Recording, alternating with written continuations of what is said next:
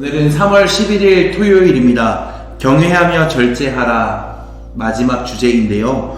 내가 절제해야 할 영역은 무엇입니까? 라는 질문에 오늘은 마지막까지 절제하라 라는 제목으로 함께 묵상을 나눠보고자 합니다. 말씀은 열왕기상 11장 11절인데요. 제가 읽도록 하겠습니다.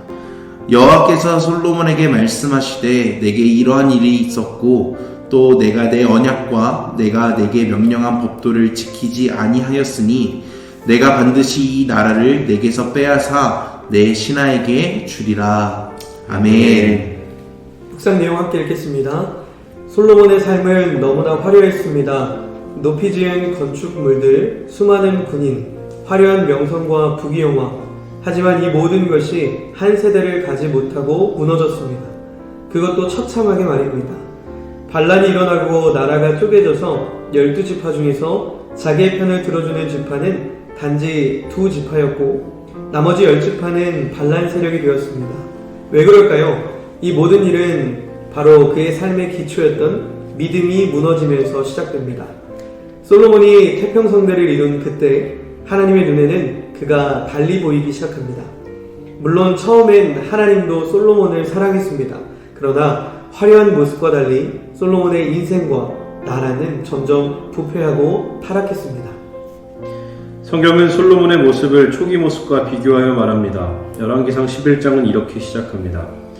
솔로몬 왕이 바로의 딸 외에 이방의 많은 여인을 사랑하였으니.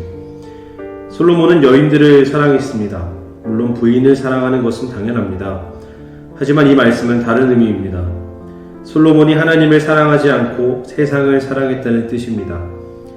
그런데 이 본문은 지금과 이전의 솔로몬의 모습을 대조하고 있습니다. 3장에서는 솔로몬이 하나님을 향해 얼마나 신실했는지 솔로몬이 여호와를 사랑하고 라고 기록됩니다. 그러나 11장에서는 그가 말년이 되었을 때 하나님 사랑 대신 여인 사랑으로 자신을 채웁니다. 왕정 초기 솔로몬의 마음은 분명 하나님을 향했습니다. 하지만 그의 마음은 어느새 돌아섰습니다. 천번의 제사를 드릴 만큼 신실하고 경건했던 솔로몬은 사라지고 대신 그 자리에 1000명의 여자들이 자리를 잡습니다. 그러자 솔로몬의 믿음과 신앙이 제일 먼저 무너지고 맙니다. 솔로몬이 마음을 돌려 이스라엘의 하나님 여호와를 떠나므로 여호와께서 그에게 진노하시니라. 여호와께서 일찍이 2번이나 그에게 나타나시고 하나님은 2번이나 솔로몬에게 직접 나타나서 경고하셨습니다. 길을 제시하시고 축복을 보여주셨습니다. 하지만 솔로몬은 이런 경고들을 무시하고 너무 어리석게도 반대의 길을 선택했습니다. 그러자 대적들이 나타납니다. 솔로몬이 하나님과의 관계를 허물자 국가의 정치까지 모든 것이 무너져 내린 것입니다. 솔로몬은 지혜의 사람이었습니다. 하지만 그는 마지막에 하나님과의 관계를 허물면서 그 위에 쌓았던 축복들마저 허무는 우를 범했습니다. 자신의 욕망을 절제하지 못해 하나님을 향한 사랑과 믿음을 끝까지 지키지 못한 것이었습니다. 우리에게 가장 중요한 것은 하나님과의 관계임을 다시 한번 깨닫게 됩니다. 모든 일이 잘 될 때도 어렵고 힘들 때도 먼저 하나님과의 관계를 돌아보십시오. 내가 하나님의 반석 위에 있는지, 나의 삶이 하나님과의 친밀한 관계 속에 거하는지 살피고 거하십시오.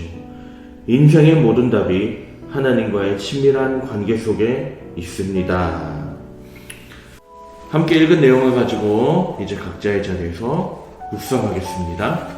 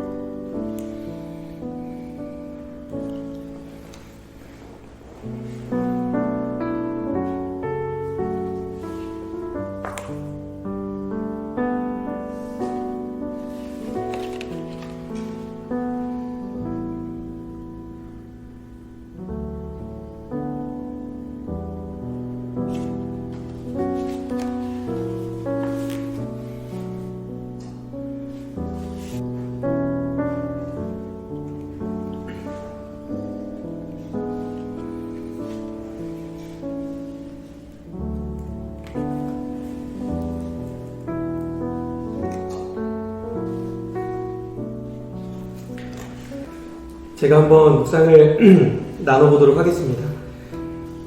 저는 오늘 그 묵상 속에 솔로몬의 삶을 보다가 도미노가 생각났습니다.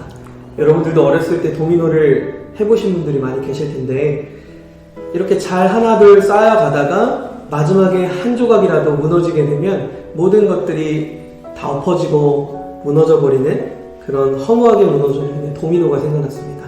솔로몬의 삶도 그랬죠. 마지막에 엎어져서 모든 게 다 무너져버리는 것 같은. 그런데 피해를 최소화하는 방법이 있었습니다. 그게 뭐냐면 중간중간에 도미노를 하나씩 끊어놓는 겁니다. 그래서 넘어지더라도 모든 게 다 넘어지지 않게끔 중간중간에 비워두는 거. 저는 이것을 우리 삶에 대입해보면 우리의 삶이 도미노와 같다면, 믿음의 여정이 도미노와 같다면 그 중간중간 비워두는 작업을 하나님의 은혜를 기억하는 작업이라고 적용을 해보았습니다. 우리가 나아가는 믿음의 여정 중에 우리가 중간중간 하나님의 은혜를 기억하는 그 비워두는 작업을 한다면 혹여나 그것이 무너진다고 할지라도 다시금 일어나서 그 믿음의 여정을 시작할 수 있다고 생각을 했습니다. 그래서 오늘도 우리가 그런 믿음을 하나님께 주신 은혜를 기억하면서 그 믿음의 여정을 하나둘씩 그 도미노를 완성해가면 어느샌가 그 믿음의 여정이라는 도미노가 하나님 앞에 완성될 것이다 라는 생각을 해보게 되었습니다.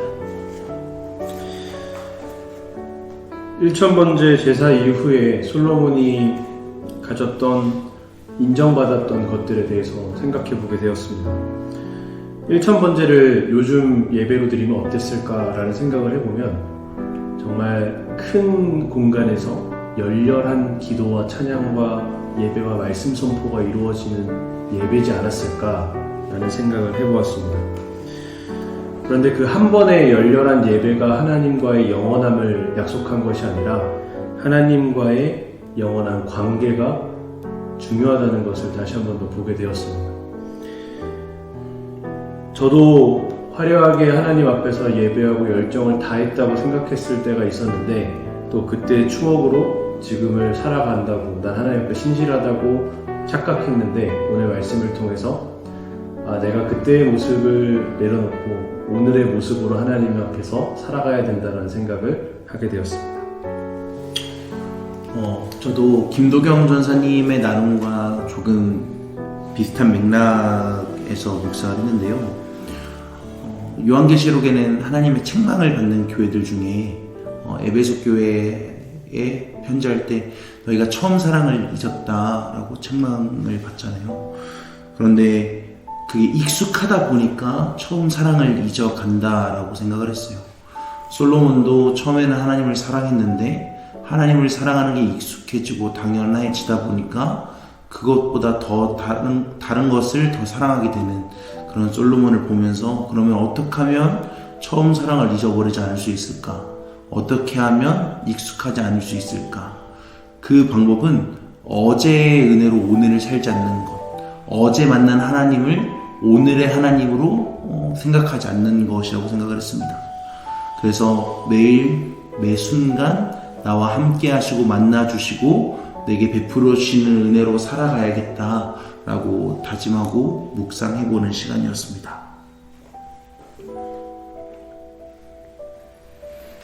저는 이제 솔로몬이 1000번째를 마치고 나서 이 마지막 순간이 올 때까지, 이 거의 마지막 순간에 가까울 때까지 그 여정을 한번 생각을 해봤는데, 우선은 모든 왕의 인생이라는 것이 다 굴곡이 있잖아요. 잘 될 때가 있고 안 될 때가 있고 굴곡이라는 게 있는데 분명히 솔로몬에게도 어려운 시기가 분명히 있었을 거예요. 근데 그 어려운 시기를 솔로몬이 어떻게 바라보고 어떻게 대처를 하려고 했고, 그런 걸 보면 솔로몬에게 있어서는 어느 순간 이제 하나님이란 존재가 사라진 거 아닐까라는 그런 생각을 해봤어요. 여인들과 수없이 결혼하면서 정략 결혼을 맺고 외교 관계를 맺고 그 안에서 이제 다 풀어나가면서 가는 그런 솔로몬의 모습들이 이제 서서히 그렇게 나아갔던 게 아니었을까. 그러다 보니까 이제 그 다음에 자연스럽게 넘어가는 것이 바로 예배의 자세였는데, 솔로몬이 자신이 세운 성전에서 예배를 안 드리진 않았을 거란 말이죠. 매주마다. 근데 그가 드리는 예배의 모습이 처음에는 간절했다가 어느 순간 이제 그 정해진 몇 시부터 몇 시까지 예배해야 된다라고 하는 그 굉장히 그 스케줄에 따라서 습관적으로 그냥 드리고, 때로는 여기서 예배 드리고 나서 바로 다음 신당으로 넘어가고, 그런 어떻게 보면 그냥 하나의 루틴으로 갔던 것이 아니었을까. 이 두 가지를 보면서 이제 저희가 들었던 생각은, 마지막까지 절제할 수 있는 길이 어떻게 보면 우리에게 주어진 그 잘되고 잘못된 거를 내가 어떻게 바라볼 것이냐의 문제인 것 같고, 또 하나가 중요한 게 중간중간에 아까 민도선 전도사님도 중간에 비는 그런 도미노 비는 그런 얘기를 했지만, 그 중간에 그 내가 예배 자리라든지 중간중간에 드릴 때 내가 어떤 모습으로 드릴 것인가, 그런 데 대해서 여기서 이제 잘 해야, 또는 다시 세팅을 해야 마지막까지 잘할 수 있겠구나라는 그런 생각을 해봤습니다. 네, 저는 솔로몬은 지혜의 사람이었습니다 라는 문구가 마음에 좀 와닿았는데요. 우리가 솔로몬의 지혜 하잖아요. 그래서 뭐 솔로몬 학습법, 솔로몬의 지혜를 배워야 된다 이런 말을 하면서, 근데 우리가 솔로몬의 지혜하면 떠올리는 게 재판이잖아요. 뭐 아이에 대해, 어린 아이, 죽은 아이를 어떻게 할 건가 막 그런 재판을 떠올리고, 수많은 잠언을 썼다, 뭐 전도서를 기록했다, 이런 거가 솔로몬의 지혜라고 생각하는데, 잘 생각해 보니까 솔로몬의 지혜는 하나님 앞에서 겸손한 거였거든요. 자신에게 필요한 것이 하나님이라는 걸 아는 게 솔로몬에게 지혜였는데, 그래서 얻었던 결과를 우리도 솔로몬의 지혜로 착각한다는 생각을 좀 했어요. 그래서 오늘 목사님 저에게 참 와닿았던 게, 솔로몬이 절제하지 못해서 자신에게 깨달았던 지혜를 쏟아버린 사람이 솔로몬이구나 생각이 들었거든요. 하나님이 나에게 필요하다는 사실을 잊어버리고 나에게 있는 수많은 많은 것들을 가지고 혼자서 이렇게 살아보겠다고 했던 그 모습이, 절제 없는 그 모습이 결국에는 지혜 없는 삶으로 연결되지 않았을까라고 생각을 하면서, 진짜 지혜가 뭔가를 돌이켜봐야 되겠다라고 생각했습니다. 네, 오늘 나눈 묵상들 다시 한번 생각해 보시고, 또 적어 놓으신 내용들 다시 한번 돌아보시면서 하나님 앞에 절제할 수 있는 삶으로 세워지는 한 주간을 잘 마무리하셨으면 좋겠습니다. 다 같이 묵상 기도로 마무리하겠습니다. 살려다가 누워버리는 토끼가 아니라 끝까지 전진하는 거북이가 되게 하옵소서. 처음에 받은 은혜로 만족하며 자랑하지 않게 하시고, 마지막에 주어질 영원한 상급을 바라보며 끝까지 절제함으로 주님 안에서 겸손히 살게 하옵소서. 아멘.